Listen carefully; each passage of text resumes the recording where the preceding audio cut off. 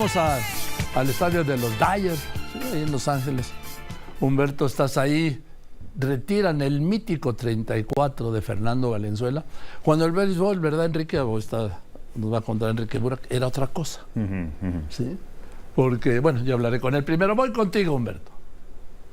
Hola, ¿qué tal, Joaquín? Buenas tardes, Enrique. Un saludo efectivamente desde aquí, desde los Dodgers, el estadio de los Dodgers de Los Ángeles, donde, bueno, Fernando el Toro Valenzuela causó la Fernandomanía por allá por los años 80, y es que, bueno, el día de hoy se hace oficial en el concilio de la ciudad de Los Ángeles el día de Fernando Valenzuela. Y es que Fernando Valenzuela precisamente estuvo presente en ese reconocimiento que le hace. Definitivamente Fernando es y seguirá y sigue siendo un ídolo. La afición que viene al estadio, pues siempre muchísimos con el número 34 mítico de Fernando Valenzuela, que justamente a mis espaldas se encuentran los números que se han retirado. Fernando Valenzuela va a estar junto con Roy Campanella y Sandy Koufax, es decir, el 32, el 34 y el 39 anteriormente. Después está Jackie Robinson, por supuesto está Tommy Lasorda, el número 2 también, que fue retirado. Justamente platicamos hace un momento con Fernando el Toro Valenzuela y aquí están sus impresiones, Joaquín. La comunidad latina, los mexicanos, siempre habían estado esperando esto. ¿Qué le quiere decir a la comunidad latina? Que fueron pacientes, muchas gracias a todos, sí, porque fueron 32, 33 años de espera, pero yo creo que la insistencia de todo el público, de toda la gente que sigue a Dodgers y siguió mi carrera en los 80s, bueno, yo le agradezco bastante porque realmente fue muchos años de espera, pero finalmente, bueno, se logró y yo creo que también se debe a todo ese apoyo que dio la afición para que pues sucediera esto, ¿no? El número 34 se ha retirado.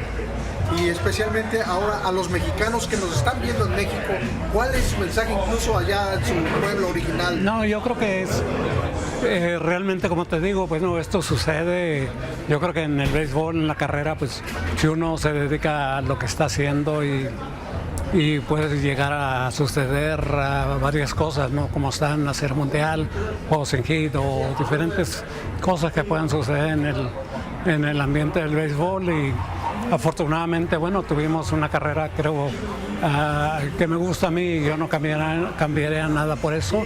Y finalmente, bueno, cerrar con ese retiro del número. Así es de que, bueno, esto va para todos ustedes ahí en México y saludos. Gracias. Pues ahí están las palabras, Gracias, Joaquín, Enrique. Sí. Las palabras del Toro Valenzuela, Joaquín, Enrique, que bueno, llegó aquí ganando $42,000, enfrentándose a bateadores que ganaban ya $20 millones. Joaquín. Y ponchándolos. Gracias, Humberto. Y aquí está ya Enrique Burak. Querido Enrique, qué alegría verte. No, hombre, qué gustazo, Joaquín. Gracias por la invitación. Te quiero y te admiro. Igual, ¿sí? Igual, Joaquín. Igual. Además, eres alma beisbolera. Sí, desde antes de la 4T, ¿eh? Sí, porque ya ves que ahora es... No, desde muchos antes. Me acuerdo que bueno, hacías el noticiero de las noches en Canal 2 y nos decía cuando los Yankees iban continuamente a la Serie Mundial y nos decías, ojalá caiga que los Yankees jueguen el fin de semana para poder ir. Sí. Y nunca cayó. Nunca cayó. Y luego nunca cayeron. Y ya después ya no llegaban, ¿verdad? Sí. Porque, Enrique Burak, bueno, ¿tú cómo conociste a Fernando Valenzuela? Pues yo conocí a Fernando... creo que la primera vez que lo vi fue cuando vino con el equipo de los Padres de San Diego, que tuvieron una serie en contra de los Mets de Nueva York, que fue en Monterrey, que fue en el 96. Antes habíamos hecho entrevistas vía telefónica, sí. Pero que fue la oportunidad de platicar más con Fernando, me parece que fue en esa ocasión, en el 96, recién regresado de los Olímpicos de Atlanta.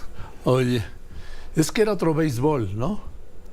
Porque ahora que veo a Tommy Lasorda, pues Tommy Lasorda se acabó a Fernando Valenzuela, ¿no, Enrique? Definitivamente. Inclusive Fernando pues no nada más abría los partidos, sino que llegaba hasta el final. Yo creo que la sabermetría y los analíticos le han hecho mucho daño al béisbol, porque ahora cuidan más a los lanzadores. Sí. Pero pues si llegan a 80, 90 lanzamientos van para afuera. Sí. Y Dave Roberts, el manager de los Dodgers, es particularmente insistente en ese departamento, ¿no? Sí, pero yo me acuerdo, lo obligaba a terminar los partidos y yo recuerdo haber visto a Fernando ahí en el dugout con un costal de hielo en una bolsa de plástico en el hombro. Ahora te tiran 5 entradas y media, 90. Ya 100 lanzamientos son muchos. Claro, y además en el caso de Fernando, la pelota de tirabuzón, que el famoso screwball, que es un movimiento completamente antinatural del brazo, ¿no? Que es hacia adentro, por eso es que genera ese movimiento la pelota, pero también ahí es donde se lastimó Fernando Valenzuela. Y termina todos los juegos.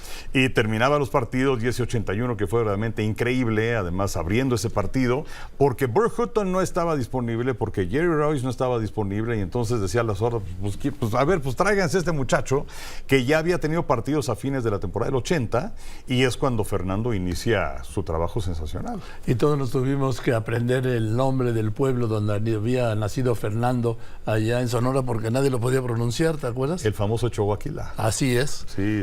A ver, mira, tercer juego de la Serie Mundial 81, Dodgers-Yankees. El último out, ¿quién lo saca?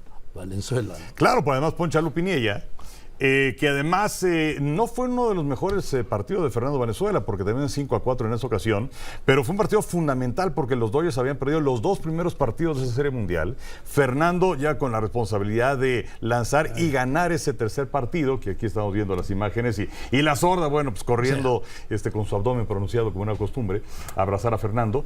Y los Dodgers ya no miraron hacia atrás, ganaron los siguientes 3 partidos y se acabó la historia. Pero si hubiera habido juego 7, lo hubiera lanzado Fernando contra De Brietti. Fíjate. Luego vamos a ver el juego decisivo que menciona así de la serie de campeonato. Dodgers-Montreal en 81. Sí, ese partido en donde Fernando tiene que ser relevado al final por Bob Welch, no llegó al final. Regularmente cuando alguien venía al relevo de Fernando decía uno, no, sobre todo había un pitcher Tommy DeFewer que echaba a perder todo. Pero llegó Bobby Welch, lo hizo sensacional. Y si recuerdas, Rick Monday conecta un home run, le decía a Sonia Alarcón, el Herman Munster, y con ese home run ganó el partido de los Dodgers y llegaron a la Serie Mundial de ese 81. Qué historias, ¿no? El primer juego de Fernando. Lo que mencionabas hace un momento, el año pasado tuve la oportunidad de hacer una entrevista con Fernando en Dodger Stadium larga. Sí. Y le preguntaba, bueno, ¿cuáles son tus momentos icónicos? Y a lo mejor puedes decir el juego de la Serie Mundial, el juego de la Serie de Campeonato, pero decía que ese primer partido. Sí. Porque si las cosas no hubieran salido bien, y sobre todo porque llegó auténticamente en lugar de, afortunadamente se inició una cadena enorme de éxitos y también se ganó la confianza de Tom La Sorda. Y luego 5 ponches consecutivos, juego de estrellas. Eso fue en el 86. 86 fue líder de victorias de Grandes Ligas y además en ese partido que, por cierto, la decisión estuvo Dwight Gooden y Roger Clemens. Pero en el caso de Fernando Valenzuela, poncha 5 consecutivos, empatando la marca de Clark Hubert de 1934, y poncha a Don Mattingly, a Carrick Ben Jr., a Jesse Barfield, a Lou Whitaker y finalmente a Teodoro Higuera, que también lanzó en ese partido del 86. Y aquí el sin hit ni carrera.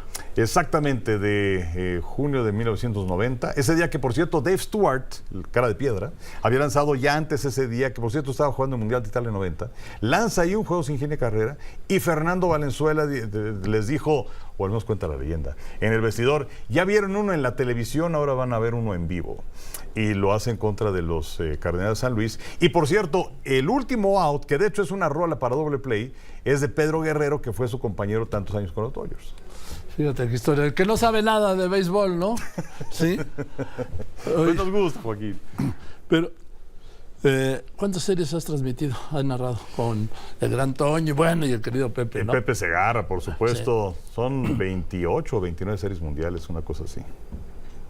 Éramos todos unos chavos. Éramos unos niños de pañales. Mucho más, sí. No. Oye, a ver, sí ha habido un cambio, digo, en el concepto de los pitchers.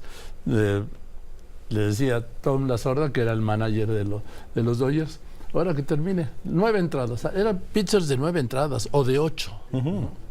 Claro, y bueno, inclusive si ves ahora el que tiene la mayor cantidad de juegos completos en una temporada, pues el año pasado fue Sandy Alcántara con 3. y ya no tiene nada que ver con lo que hacían anteriormente. Y también tiene que ver con que ahora es un deporte de especialistas. O sea, tienes al abridor que te va a dar 5 o 6 entradas quizás, que además una salida de calidad son 6 entradas y 3 o menos carreras limpias permitidas en ese partido. Y luego tienes al de la séptima, tienes al de la octava y tienes al relevista para cerrar el partido, desde luego si es que lo vas ganando. Pero esa es la forma en la que se maneja ahora en el béisbol. Ojalá y cambien las cosas, y lo que te mencionaba también de la sabermetría, porque ahora los managers dicen, no, tú me vas a lanzar 70, 80 pelotas. Y un partido de la noche, a las 5 de la tarde ya están haciendo el cambio del pitcher. ¿Dónde queda el feeling del manager? ¿Dónde queda la sensación de lo que está pasando con el partido? Que a lo mejor el lanzador, no sé, tuvo un mal día, se enojó con la señora, yo qué sé. Hay muchas circunstancias que no tienen nada que ver con una tabla de números. Y sobre todo personales, ¿no? Claro, por supuesto, desde luego. Ahora, también veo, ¿por qué? Cuéntanos, explícanos, porque luego los que narran creen que sabemos todo y no sabemos nada. ¿Qué le revisa el umpire de home al pitcher cada vez que termina una entrada? A ver si no tiene una sustancia prohibida, una sustancia particularmente que sea pegajosa. Ya le pasó este año, por ejemplo, a Max Scherzer del equipo de los Mets de Nueva York. Bueno, primero ya lo cambiaron, pero si es que no hay una sustancia que ayude al agarre de la pelota. Y entonces, pues... ¿Les entregan el guante, la gorra?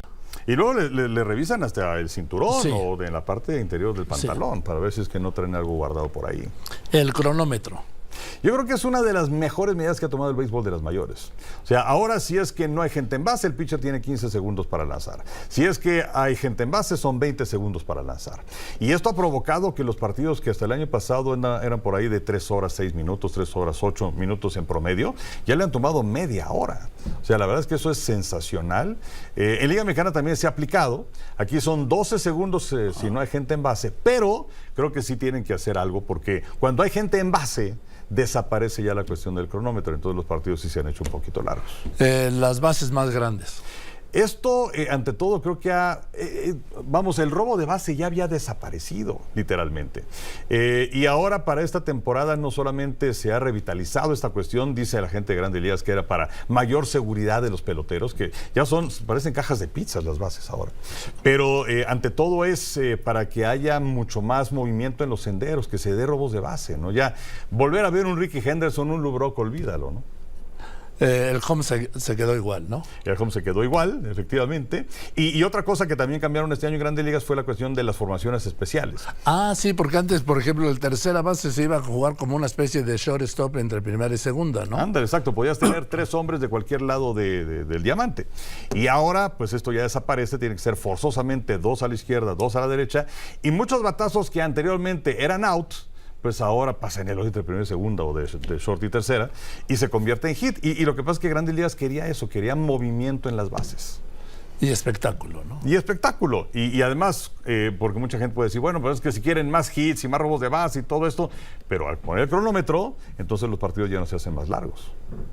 En fin, ven que es un placer hablar con Enrique. No, gracias, Joaquín. ¿Y sabes qué es lo que le falta? Porque decía Fernando hace un momento en la entrevista que le hizo Humberto Barrera, acerca de pues que él ya se siente completo con esto de retirar su número 34. Pero yo creo que hace falta que ingrese al Salón de la Fama. Sí. Lo que pasa es que, bueno, ciertamente ganó 173 partidos. Que una regla no escrita para un abridor son 200 victorias. Yo creo que a través del comité de veteranos, porque él desapareció pronto de las papeletas de los periodistas, pero ojalá a través del comité de periodistas pueda ingresar al Salón de la Fama. Perdón, a través del comité de veteranos. Yo creo que eso es un acto de justicia, porque abrió un mundo nuevo para los beisbolistas mexicanos, que recibieron un impulso. ¿Y cuántos peloteros mexicanos hay jugando en las ligas mayores? Pues en este momento tenemos unos 15 aproximadamente. ¿Nada más? Sí. No, yo creo que son más. Bueno, en este momento, Ajá. En este momento, porque luego también suben y bajan, y sí tienes algunos que destacan mucho más que otros. Desde luego ahí está Julio Urias, y tienes a Víctor González con el equipo de los Dodgers, y está Joey Meneses, que es un caso verdaderamente excepcional con Washington, que estuvo 10 años en sucursales hasta que el año pasado se abrió la posibilidad. Isaac Paredes, que está con el equipo de Tampa. Y en Tampa está el cubano-mexicano Arozarena, que es también un personaje, ¿no? Súper personaje, que además la gente no se acuerda. Él llegó con los Cardenales de San Luis y luego llega a la Raya de Tampa. Está en la Serie Mundial del 2020 en contra de los Dodgers, pero ahora es cuando vino el boom bárbaro, ¿no? Vino el boom con la Serie Mundial, ¿no? Con el Clásico Mundial. Sí, con el Clásico Mundial. Exactamente, que México, híjole, se quedó muy cerquita de llegar a la final y bueno, se perdió en contra de los japoneses. Los japoneses. Así Querido es. Enrique, gracias por venir. Gracias, Joaquín, un gustazo. Te lo aprecio, es un deleite hablar contigo y una alegría verte. No, igualmente se te Gracias. quiere, Joaquín. Muchas gracias. Gracias, querido. Gracias.